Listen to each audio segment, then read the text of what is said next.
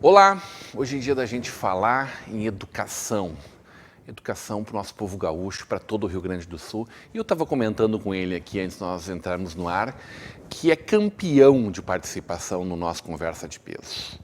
O ex-prefeito de Campo Bom, atual secretário de Estado, secretário de Educação do Rio Grande do Sul, Faisal Caran, seja muito bem-vindo para essa Conversa de Peso. Obrigado, Rodrigo, é um prazer enorme, né? E a gente estava brincando que a média é boa, né? Tomara que ela continue assim, né? São quase 800 programas, um a cada 200. Grosseiramente, né?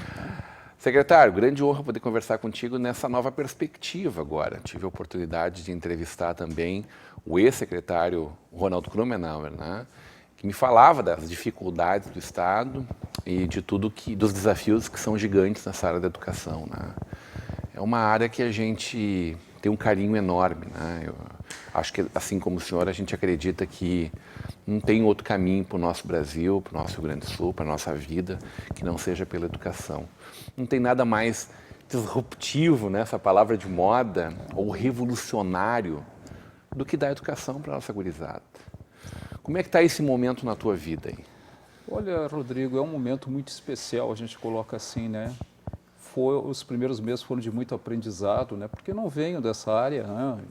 Não sou especificamente dessa área, mas ela tem sido muito prazerosa, porque são desafios diários, né? Como o próprio secretário Ronald colocou, imagino eu, que são surpresas diárias, né? É um universo muito grande, a gente está falando aí de 890 mil alunos na rede estadual, estamos falando em 60 mil professores, 40 mil concursados, 20 mil de contratos temporários e assim por diante. Já é um terço dos contratos temporários? Já é um terço. Puxa vida. E essa é uma tendência de aumentar em decorrência da questão crise do Estado e da responsabilidade que se tem com a folha de pagamento, né? Porque hoje o Rio Grande do Sul tem um dado assustador, que na questão previdenciária do Estado, o déficit chega a 12,5 bilhões. E se a gente comparar com o Estado que tem as mesmas dimensões do Rio Grande do Sul, e uma economia muito próxima, e a população também muito próxima, que é o Paraná hoje está com um déficit previdenciário na ordem aí de 5 bilhões e alguma coisa, quer dizer, significa por ano um investimento de 7 bilhões que tu pode investir em educação, saúde, infraestrutura e assim por diante. Aí multiplica por 4 anos para teres uma ideia do tamanho, né?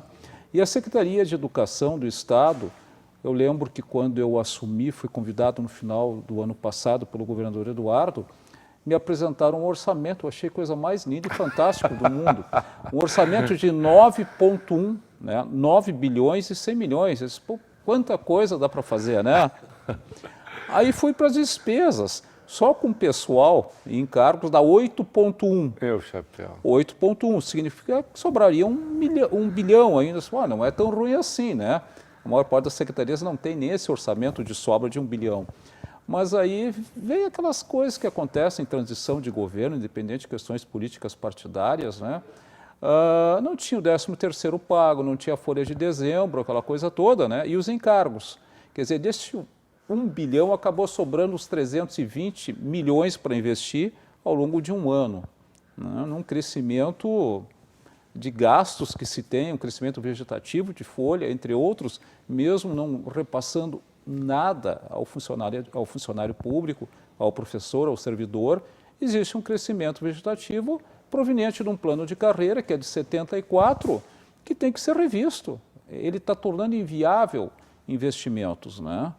E a gente sempre coloca assim que o grande dano, falando da educação, não vou falar das outras categorias, com exceção de uma, nós acabamos, a educação do Estado acabou sendo penalizada e foi uma questão de opção de governo, não estou aqui para criticar o governador Tarso na época, mas que fez um plano, uma reposição salarial para a área de segurança, porque o Estado atravessava sérias dificuldades na época, e o governo optou por uma categoria. E se deu reajustes, mas quem pagou isso foi o governo anterior, o governador Sartori, que acabou pagando a conta na sua totalidade, o governador Eduardo que está pagando a conta e os futuros que irão pagar a conta. E quando eu falo nisso, não é em detrimento à categoria da segurança pública. Longe disso, que nós precisamos mais do que nunca de segurança pública, né? Mas nós precisamos ter todos os nossos profissionais de todas as áreas como funcionário público reconhecidos, e não tivemos.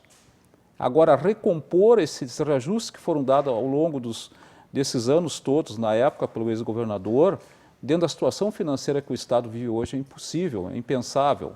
Né? Então, houve uma questão de prioridades na época, se entende isso, mas causou um desequilíbrio tão grande que o professor acabou sendo posto de lado.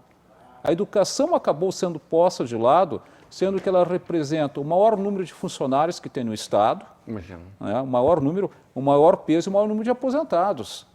Então, hoje o Estado tem... Uma expectativa de vida muito longa também. Né? Exatamente, né? Sendo que esse educador, ele com 46, 47 anos, pouco menos de 50 anos, ele já está aposentado ou está em véspera de aposentadoria. E essas pessoas vão viver até os 80, 90 anos, e que bom que possa ser aos 100 anos, 120, mas não existe um equilíbrio fiscal que permita, né, tu teres um equilíbrio, não vai fechar nunca, né? Bom, mas aí o que o governo tem feito, né? Essa questão das privatizações, das vendas de algumas estatais, elas não vão solucionar em curto espaço de tempo os problemas de caixa do governo, mas elas vão permitir, né, num primeiro momento, que se ponha o salário de todos em dia, para depois se discutir a recomposição salarial do professor e das demais categorias. Enquanto não tiver o salário em dia, não tem como pensar em recompor nada, porque não tem nada para investir. E porque, historicamente, o Estado vem enrolando dívida, toma um fôlego, vai lá e busca recursos. Mas isso é empurrar para frente novos financiamentos e novos comprometimentos. E tu não resolve o problema da base. E aí, até aí a gente está falando só em pagamento da máquina. Né? Só em pagamento da máquina. A gente não está discutindo uma reposição, uma manutenção da depreciação orgânica do patrimônio público. Não.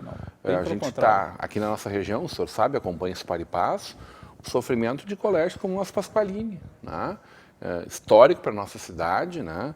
E de uma área territorial bastante extensa, inclusive, mas que agora teve uma pequena reforma, mas que ainda tem muito por ser feito. E aí a gente está fazendo um exemplo, que talvez seja um mais comprometido. Mas o que falar de todos os outros prédios que nós temos? O senhor tem enfrentado, para e passo, a dificuldade dessa manutenção da quantidade de turmas, né? A diminuição da quantidade de alunos, o senhor me falava sobre... já fomos 1,5 milhão, hoje estamos falando em 892, mas que na verdade nós temos aí em torno de 100 mil que não existem desses 892, que vamos discutir esse assunto ali na frente.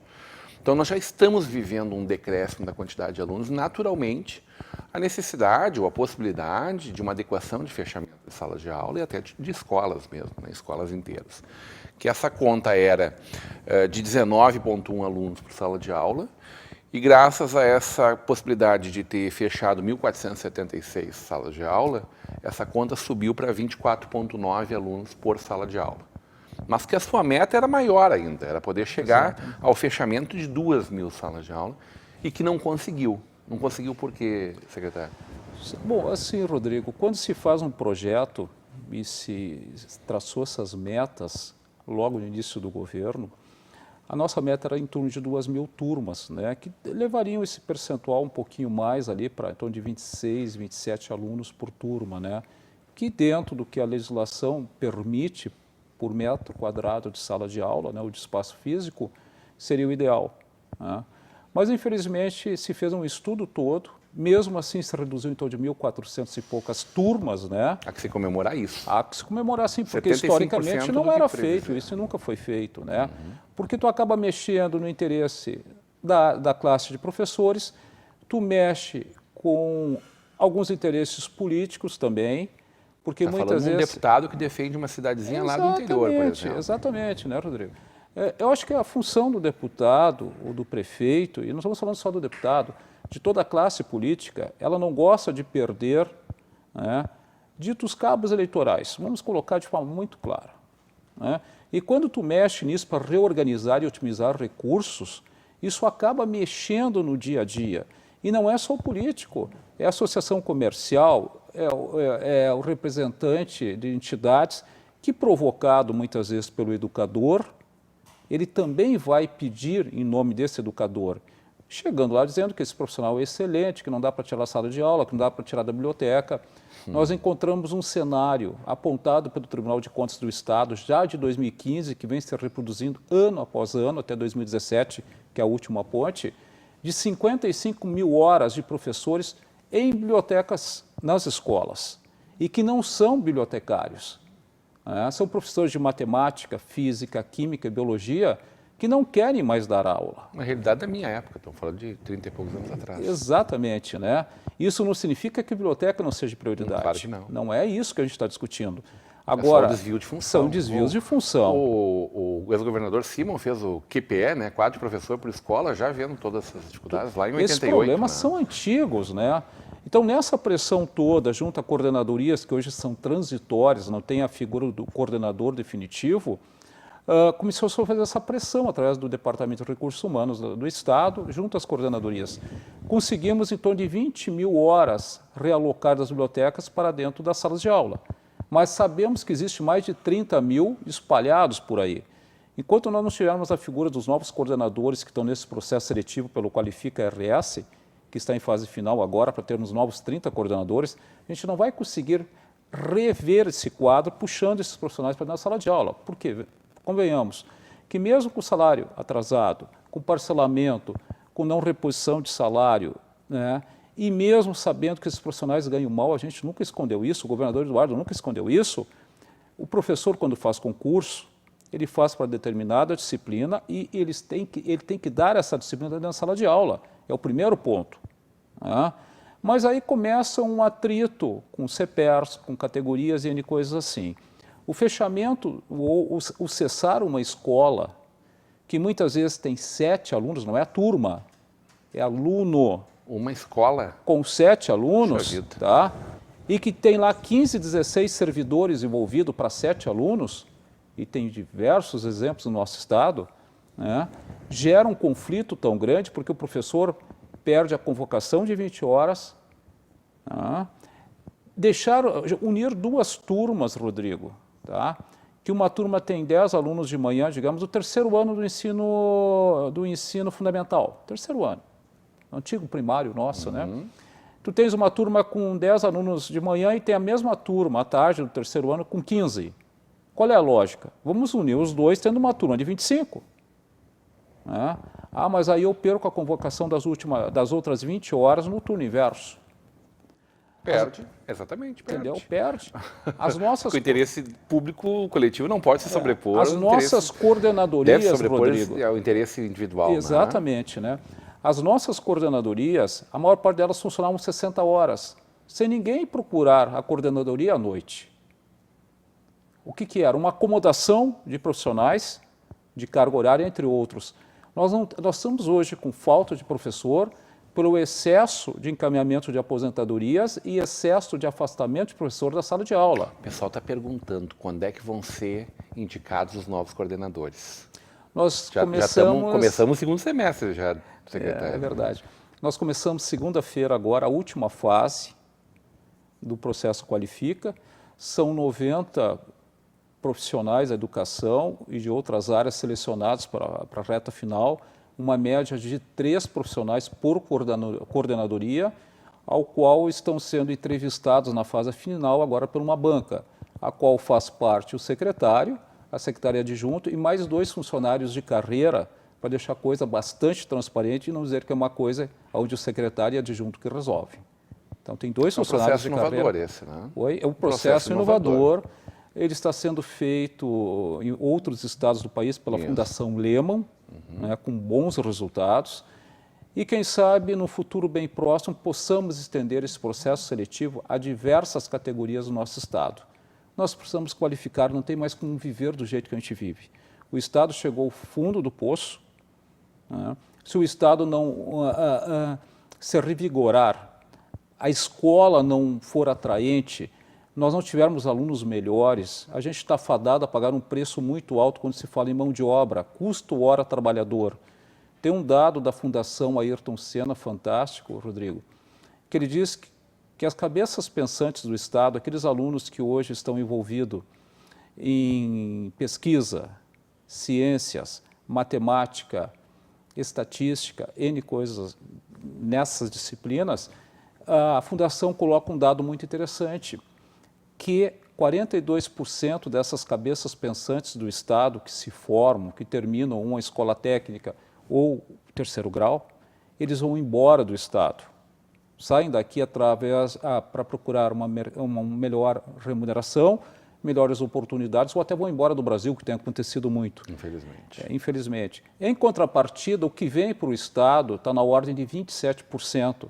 Tá? Então, nós temos uma perda anual de 15%. Isso significa, né, um empobrecimento da capacidade do intelecto das pessoas e da nossa sociedade como um todo. Né? Mas aí que estão os grandes desafios. Como conciliar a necessidade do professor que precisa sobreviver numa reforma em um plano de carreira, não somente para a educação, mas para todas as categorias do Estado, com a situação financeira que o Estado vive, né, e ela não é de agora, a gente sabe o quanto o governo anterior sofreu com isso, né, não é algo novo. O governo passado não pagava o salário em dia porque não queria, e nem o atual não paga porque também não quer, é que não existe o recurso. Nós tivemos uma queda de receita na ordem de 200 milhões de junho para maio, né? Voltando, são 200 milhões a menos do caixa. Que bagunçou ainda mais o coreto. Secretário, eu quero saber o que é esse jovem RS conectado ao futuro. Que medidas o senhor enxerga para que a gente possa ter uma mudança desse nosso panorama aí no futuro, talvez próximo? O senhor me falava da possibilidade de nós nos espelharmos, por exemplo, em estados como o Ceará, que lá há mais de 10 anos atrás fez o dever de casa e hoje está em primeiro lugar no nosso IDEB, né? E nós penando e piorando a cada dia alguns dos nossos índices. Na volta do intervalo, hoje numa conversa de peso com o secretário estadual de Educação, Faisal Caram.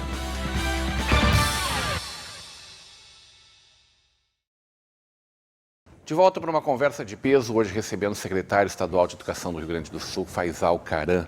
A gente pode conversar, secretário, no primeiro bloco, bastante sobre essa eficiência ou a falta de eficiência e de possibilidades de investimento do nosso Estado, os desafios que tu tens de buscar uma melhor estruturação para a nossa organização.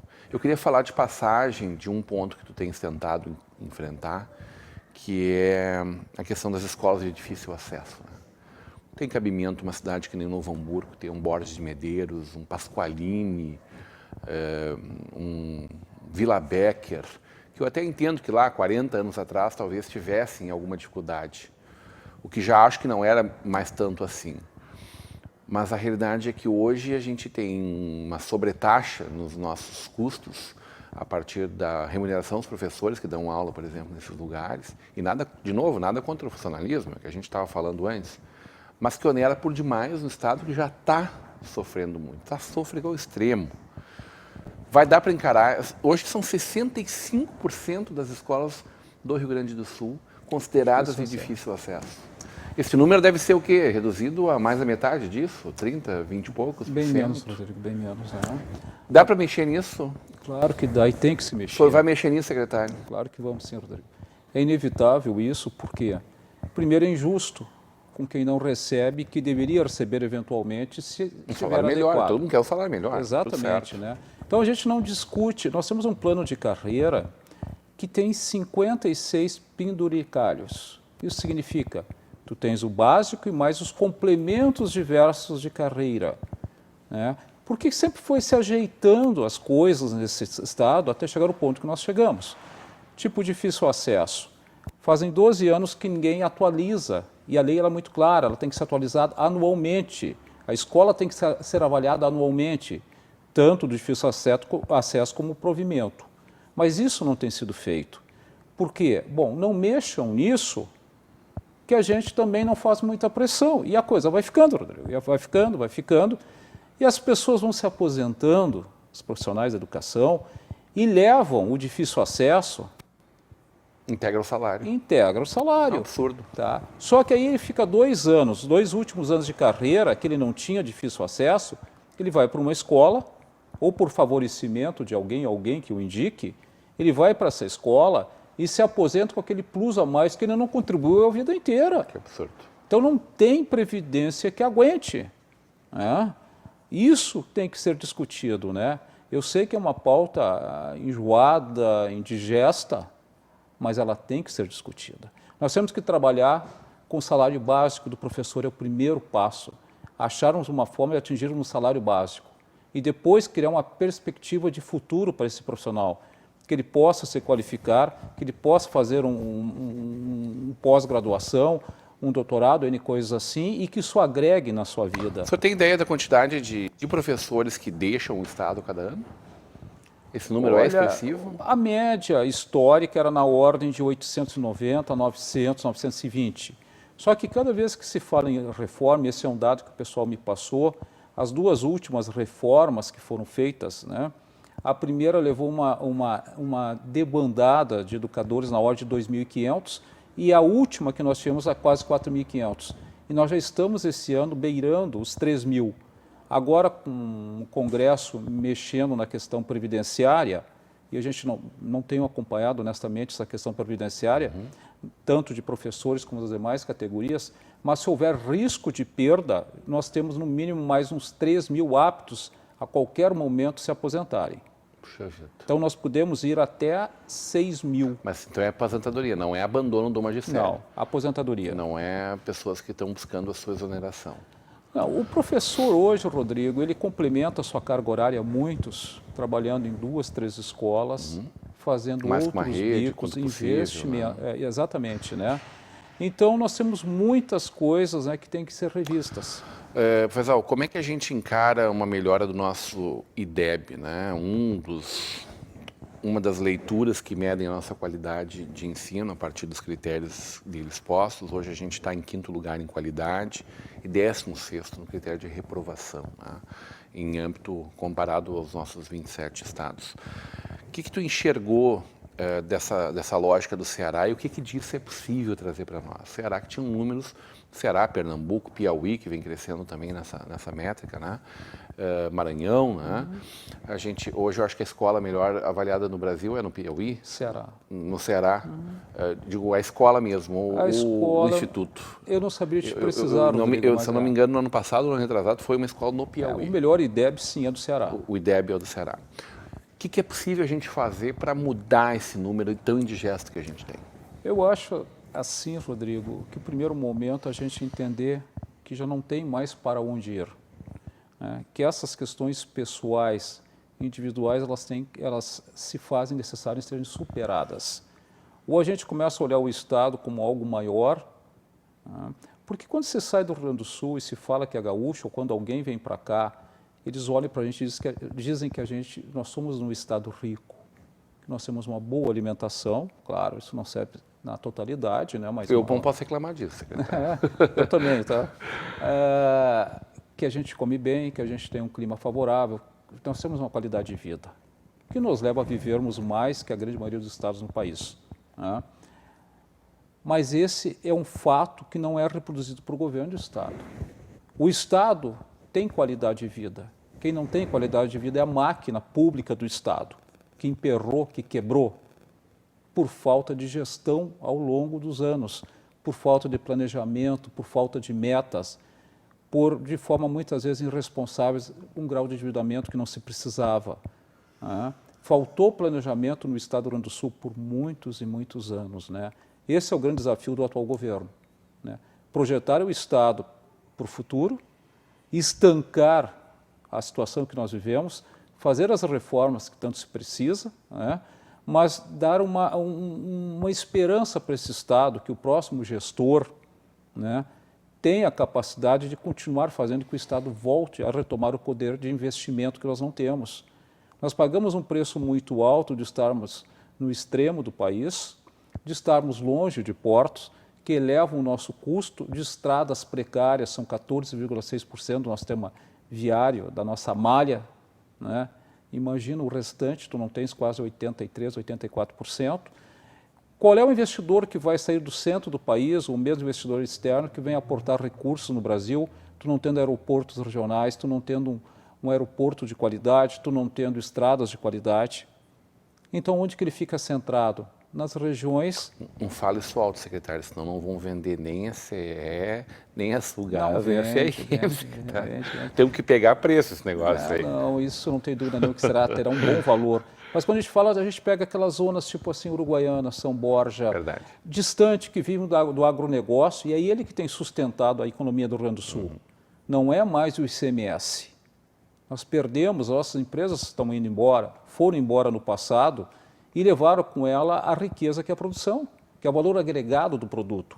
E nós estamos virando cidades, aqui o Vale dos Sinos é um exemplo disso, nós estamos virando cidades dormitórios.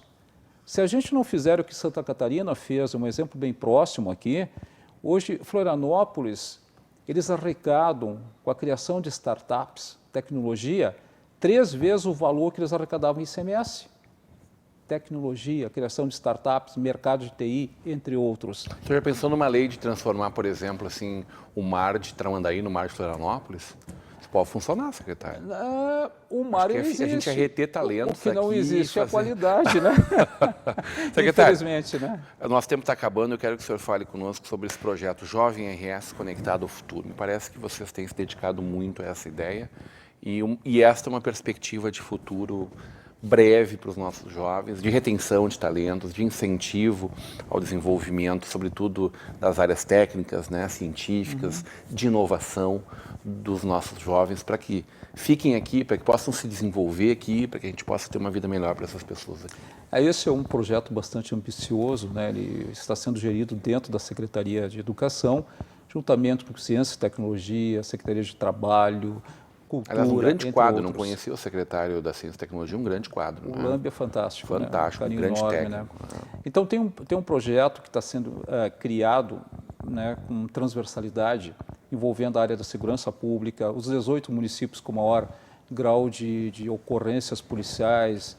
Né? Então é um trabalho muito bem pensado, coordenado pelo governador Eduardo, que vai ser lançado nos próximos dias. Ele envolve a educação como, digamos, como carro-chefe, mas é ela que vai conduzir essas ações importantes, Rodrigo, aonde nós teremos, esse projeto ele vai interagir com as demais secretarias e vice-versa, cruzando ações, né, aonde nós vamos trabalhar naquelas cidades ou nas regiões com menor IDEB no estado, com maior dificuldade, maior grau de pobreza e maior conflito social, tentando reduzir essas diferenças. E esse Jovem RS, o que ele vem a ser? Nós temos escolas de excelência no nosso estado. Então nós vamos agrupar, estamos agrupando, não é inventar a roda, é utilizar a roda existente, né, Rodrigo? Pegando aquelas escolas que são inovadoras, que trabalham com tecnologia, que trabalham com empreendedorismo, e são muitas no estado. Nossa Liberato está dentro aí? Liberato é um exemplo, né? O diretor Ramon faz um trabalho fantástico, né? O que nós vamos fazer? Selar essas escolas com identidade própria, onde o aluno vai carregar no seu currículo ao longo dos 3 anos do ensino médio, aonde ele passou pelas 3 áreas da criatividade, da inovação e do empreendedor. Ele vai estar em contato com os parques tecnológicos das nossas universidades. Nós estamos fazendo um convênio com todas as universidades do estado que têm parques tecnológicos, para que esse aluno possa conhecer o que é uma startup, que ele possa desenvolver robótica, que ele possa desenvolver astronomia, que ele possa desenvolver lógica, que ele possa trabalhar com estatísticas, né? E que ele saia mais bem preparado frente ao novo mercado de trabalho que aí está, o qual o Brasil paga um preço muito alto por falta de investimentos. Né? Então, nós acreditamos que esse projeto vai mudar a vida desse aluno que hoje evade da escola, porque chegou aos 16, 17 anos, ele acaba perdendo interesse pela escola. Nós chegamos a ter escolas com 70% de evasão de alunos no ensino médio. É um número altíssimo, fora aqueles que reprovam. Né? Então, há um abandono da escola.